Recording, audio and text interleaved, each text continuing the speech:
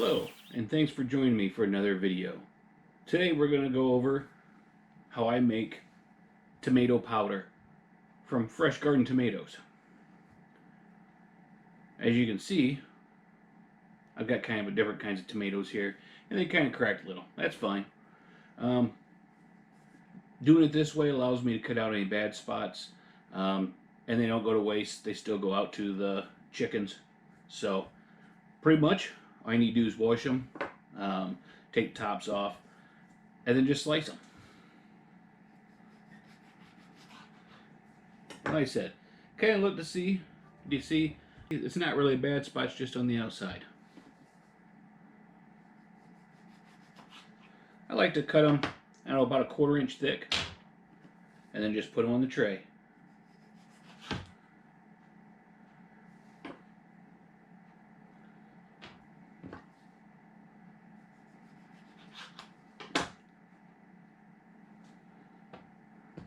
If you want to take some of the seeds out, feel free to.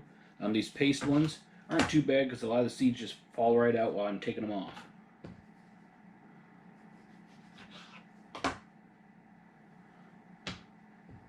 Now, you might be asking yourself, well, what do you use tomato powder for?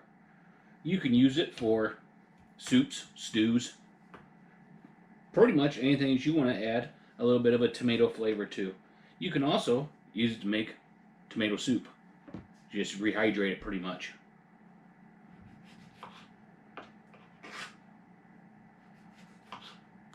You can also, if you want to, take this skin off. I don't, just simply because there's a lot of flavor in that skin. But there's also a lot of acid in that skin. So some people prefer to take the skins off just to cut down the acid a little bit. Let's see, this one's got a little bit of a bad spot on the end. There we go. Not much left of this one. It had a couple bad spots on it. But we'll throw them on. I've got some more to do. I'll go ahead and do that off camera. We'll get these dehydrating. Now it does take pretty close to 20 hours to dehydrate these. There's a lot of fluid in them.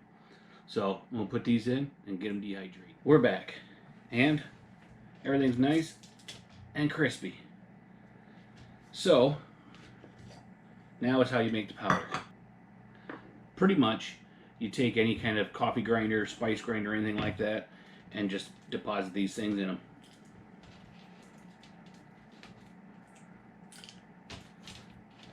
And then grind it. I know KitchenAid makes a pretty good one. A little bit pricey, it's like $50. I might check into that in the near future, just the simple fact that this one's kind of tired and old, and I heard that the other one, even though it's cost a little bit more, isn't really a good buy.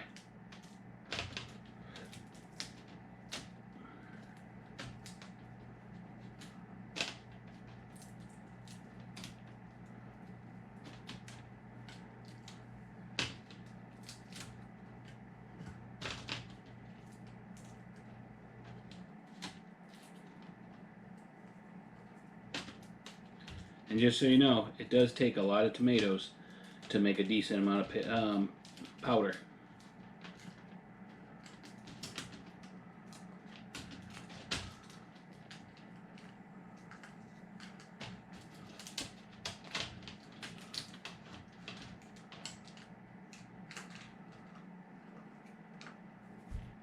Alright, so that's full.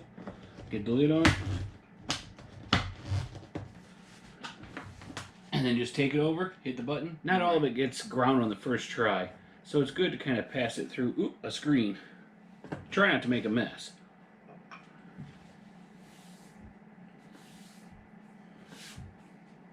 So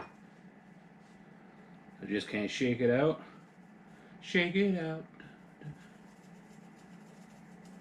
Then whatever doesn't make it through, you grind again.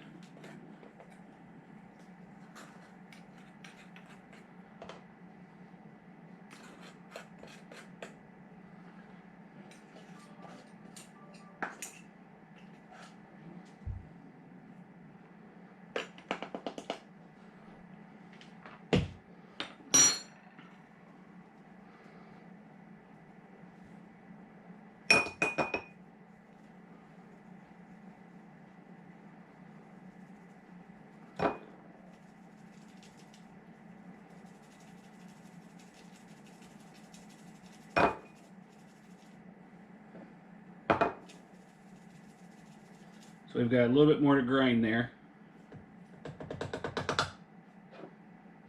And then that's what we got. So pretty much, let me get you close up so you can see it.